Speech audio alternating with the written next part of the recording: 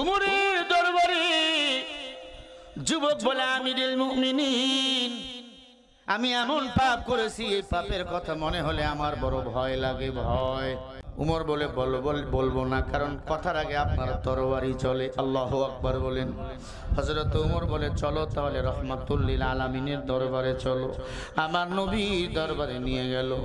যুবক আমার নবীর দরবারে গিয়া নবীকে সালাম দিল, সালাম। চোখের পানি ছেড়ে বলে, পয়গম্বর, আমি একটা গুনাহগার পাপিষ্ঠ যুবক, আমি এমন পাপ করেছি, এই পাপের কথা শুনলে আপনি আমাকে তাড়াইয়া দিবেন। ও মায়ার নবী গো, এই পাপের কথা কাউকে বলতে পারি না, আপনাকে বললাম। কারণ আমার এলাকায় একটা কবরস্থান আছে, ওই কবরস্থানে যত মানুষকে দাফন করা হয়, আমি সব মরা মানুষের কাপনের কাপড় চুরি করে বাজারে বিক্রি করি। এক কথা, আমি হলাম কাপন চোরা। পয়গম্বর, একটা মানুষের মরণের পর প্রধান সম্পদ হলো 3 টুকরা, পুরুষের জন্য 3 টুকরা কাপড়, মহিলাদের জন্য কয় টুকরা কাপড়?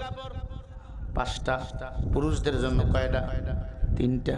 নবী গো, সে কাপনের কাপড়, নারী হোক পুরুষ হোক, আমি চুরি করে বাজারে বিক্রি করি। আল্লাহর পয়গম্বর, এই পাপকে আল্লাহ কখনো ক্ষমা করবে?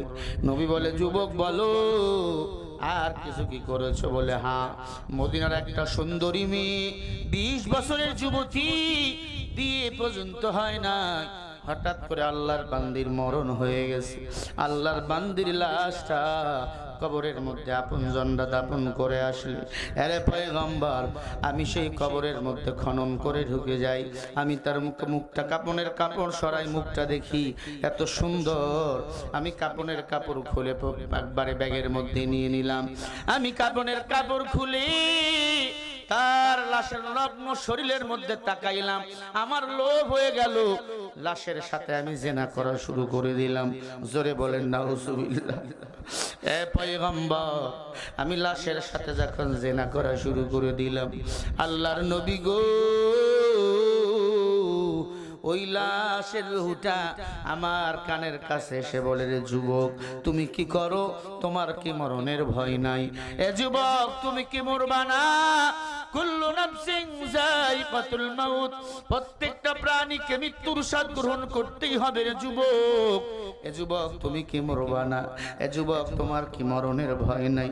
যুবক রে, শুনিয়া রাখ, এই কবরে সবাইকে আসতে হবে একা একা, এই কবরে কেউ সঙ্গে নিয়ে আসবে না। এরে যুবক, তুই কি করলি? আমাকে জিনা করে নাপাক বানিয়ে ফেললি। সারি সারি এই কবরস্থানে কবর, এই কবরের মধ্যে আমি একাই নাপাক। এই নাপাক হালতে আল্লাহর দরবারে আমি কেমনে দাঁড়াবো? এ যুবক, তুমি কি করলি? আল্লাহর আদালতে আমি কোন মুখ নিয়ে দাঁড়াবো? আর তুমিও কোন মুখ নিয়ে আল্লাহর দরবারে দাঁড়াইবা? যুবক এই কথা বলার পর কান্নায় ভেঙে পড়লেন। নবীজির দাড়ি মোবারক চোখের পানি দিয়ে ভিজে গেল। নবীজির চোখ থেকে পানিগুলো মুক্তার দানার মতো পড়তেছে। আল্লাহ নবী ডাক দিয়ে বলে, রে যুবক, আমি নবীর দরবার ছাড়, এখান থেকে ভেগে যা, তোর মতো কপাল পোড়াকে আমি রহমাতুল লিল আলামিন দেখতে চাই না। এরে আল্লাহর বান্দা, আল্লাহর নবী চোখের পানি ছেড়ে বলে, দূর হ, দূর হ, তোর মতো কপাল পোড়াকে আমি দেখতে চাই না। যুবক কান্নায় ভেঙে পড়লেন, পাগলের মতো হয়ে গেলেন। একটা দৌড় দিয়া জঙ্গলার দিকে চলে গেলেন, যায় নামাজ বিছাইয়া আল্লাহর কাছে কাঁদে আর ডাক দিয়ে বলে, আল্লাহ, তুমি ছাড়া কেউ নাই। আয় আল্লাহ, নবীর দরবারে গেলাম, নবীজি আমারে তাড়াইয়া দিল। আল্লাহ গো, মেহেরবানি করে তুমি আমাকে ক্ষমা করে দাও, ক্ষমা করে দাও। আল্লাহর বান্দা তাওবার মধ্যে যখন ভেঙ্গে পড়লেন, নামাজ পড়ে আর কাঁদে, ক্ষমা চায় কার কাছে বলেন? আরো জোরে বলেন। কি গুনাহ করেছে উনি? কার সাথে? লাশের সাথে জিনা করেছেন।